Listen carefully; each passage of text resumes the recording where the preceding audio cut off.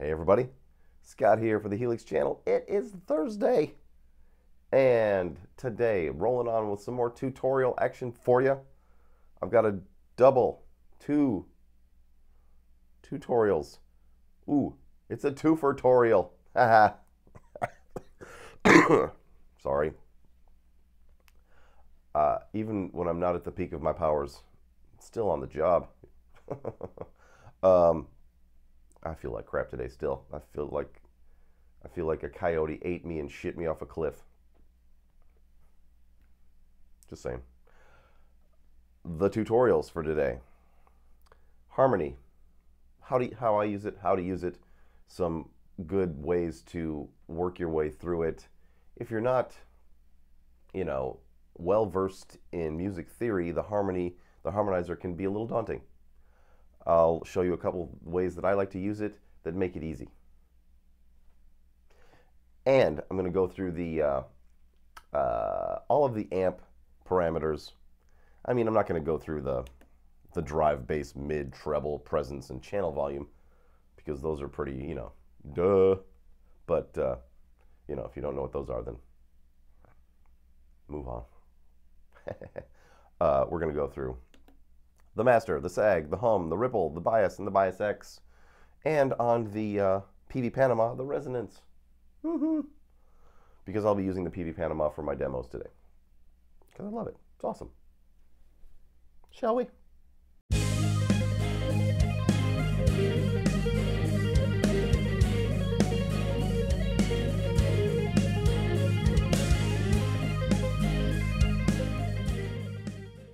Okay, this preset is really simple. Just using some gate, some compression, and as I love to do, I've assigned the gain, but not just the gain, the peak reduction, and the mix, all to the expression pedal. So when I push it forward, I get more of everything, which is what I like to have when I play solos. More of everything. Now, this was straight out of yesterday's preset. This is actually a rebuild of yesterday's preset. The only thing that's different is I changed the amp out with the PV Panama and added a harmonizer, I believe. I took out an IR and put in a reverb or put in a delay. So it's not really the same anymore. But let me play it for you. It sounds really good.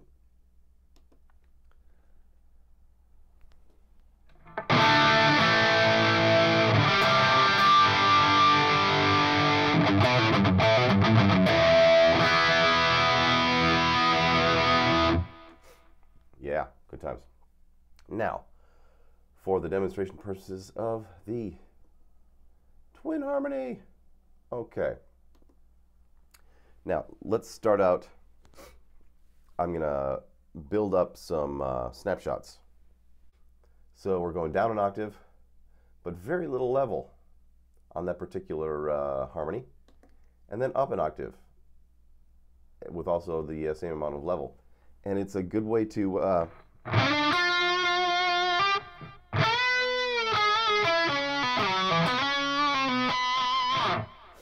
get a really cool sound.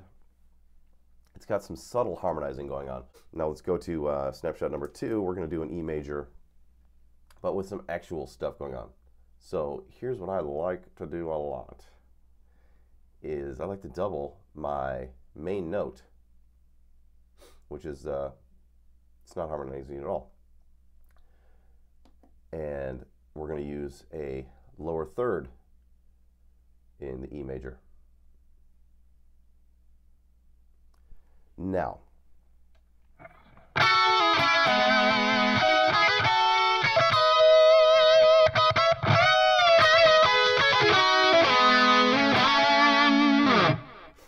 I don't like to do upper harmonies, because, at least not with a lot of level to them, because they can sound shrill and just kind of annoying.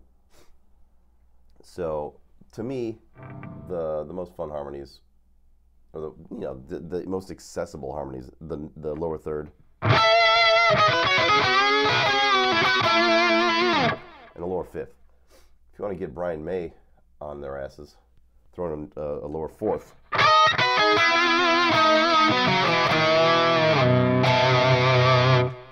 which is fun. Sorry, my nose is running. I've blown about a pound of fluids out my face holes today. So that one is a lower harmony of E major. And the options that it gives you scale-wise, major, minor, pentatonic. Now, if you're playing, you know, what do you call it, like some Skinnerd, put it set to the minor pentatonic or the major pentatonic, depending on what you're playing, and it'll sound great. Maybe lower the level a bit on the harmony.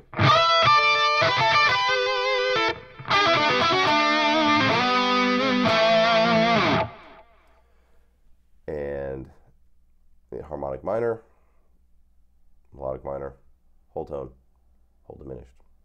I don't even know what those are. If you're not steeped in music theory, you may want to avoid the whole diminished, whole tone, and melodic minor, or harmonic minor, and just stick with the major and minor pentatonic. It all depends on what kind of thing you're playing.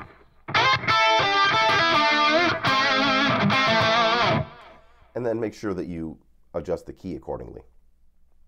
So, you know, right now I'm playing in the key of A, minor pentatonic. This doesn't matter because that's the same note as my original playing note.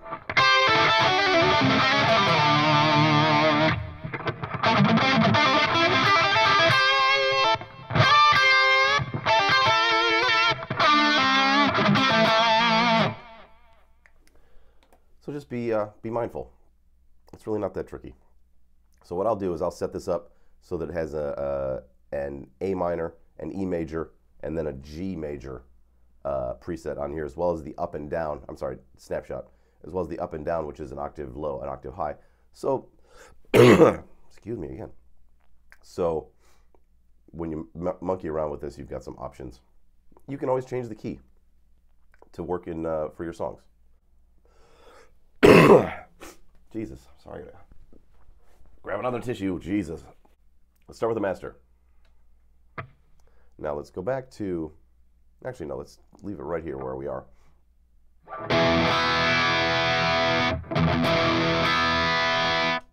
Just a good straight up rock sound.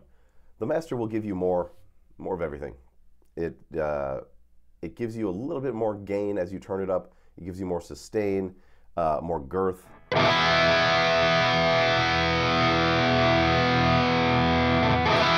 Let me turn down my output here so that when we go from 5/5 to 7, I'm pulling the mic. And because it does this, which this is the reason why I use it for most of my solos. I use it as my amps, as the boost. So what I'll do is I'll go into hit the menu, hit controller assign. We're already on master. Set it to expression pedal 2 because that's the default. Start at 5.5, which is where I had the master set on the amp model. And then go up to 6.5. And then give it a shot. Save it. Now remember, we've also got the peak reduction gain and mix set on this thing. So when we do hit it, volume,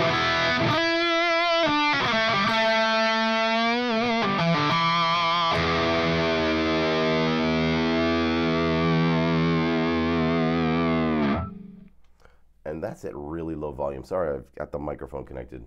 I just don't have it in me to disconnect it every time. But you just get more. And more is better when you want to play a lead. Push the pedal forward.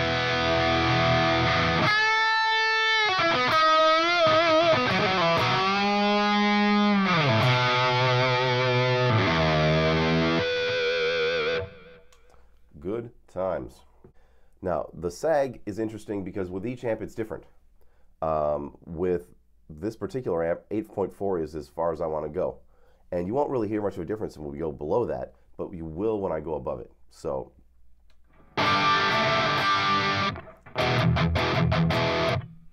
crank it up, you're going to hear it get squished.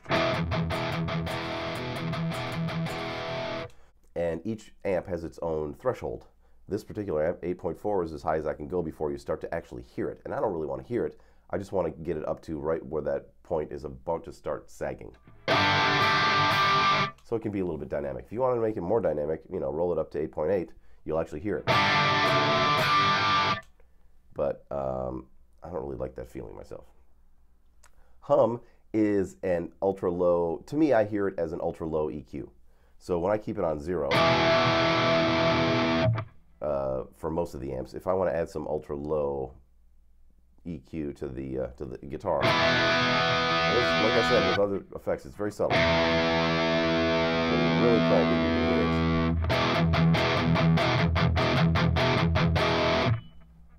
And when you pull it all the way off. So it's a very subtle ultra low EQ to me. The ripple is the opposite, ultra high EQ, very subtle as well.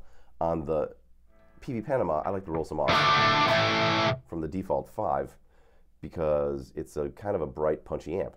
But if I crank this all the way up, you'll hear this sizzly top end.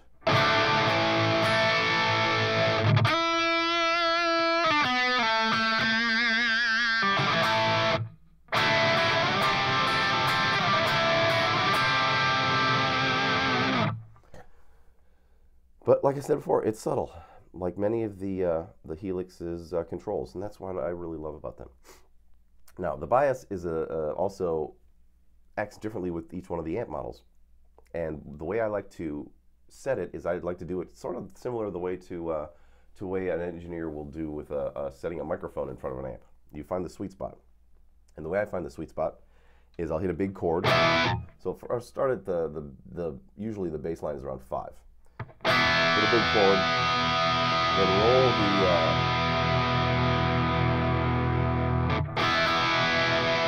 you'll hear sort of a rise and fall in the intensity of the chord, and that seems to be about the sweet spot for this particular amp model. And you've got to do it with a decent amount of volume in the room with the speaker. Or with your headphones, I guess, if you like using headphones, but I would never use headphones with the Helix. They just, unless you've got a $1,000 pair of headphones, it doesn't sound that great. I know a guy with a $1,000 pair of headphones. Actually, he's got 2. That seems crazy to me. I'm just saying. But, so that's what I'd like to do with the bias. I couldn't tell you what the actual function of it is. I think it's to, bias, I think, regulates voltage in actual amplifiers. So it's supposed to, you know, simulate the amount of voltage, I would assume. Bias X, good luck finding somebody that'll tell you what that means. I've heard that it's, you know, the ratio of bias to the, but what I've been doing, I just match the other one to the other, and then it usually sounds good.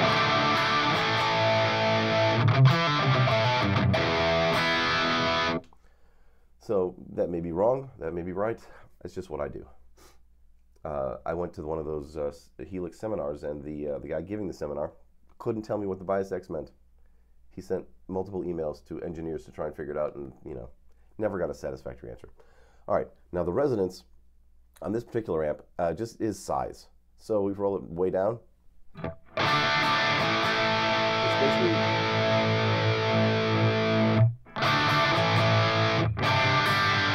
because on the back of the and I believe this was only on the I may be wrong, but I remember the resonance control on the 5150 amps on the combos. If you roll it down, it sounds like a smaller amp. Roll it up, sounds like a bigger amp. So depending on how much size you want, I usually set it around 5.5. And there you go. There you go, everybody. I'm going to put this preset up on my free sets if you want it. The tutorial will be on the website right here. Please check out my website. It's the easiest way to get my presets. You can go there. You can listen to all of the preset previews, all 15 songs on, you know, the ones that have 15 songs. Some have 16, 17, and one even has 20. What the fuck was I thinking? No idea. But yeah, I'll be back tomorrow with another Free Set Friday. I've got a gig tomorrow night. It's going to be fun. My Variax still isn't finished getting refretted, so I might have to borrow a guitar from a friend, from my sugar daddy buddy who has way too many guitars. And he doesn't watch this, so it doesn't matter. A friend that has a lot of guitars. One would say too many guitars. But anyway, that one might not be me, especially not this week. I could use one. So I will see you tomorrow, and until then, rock on.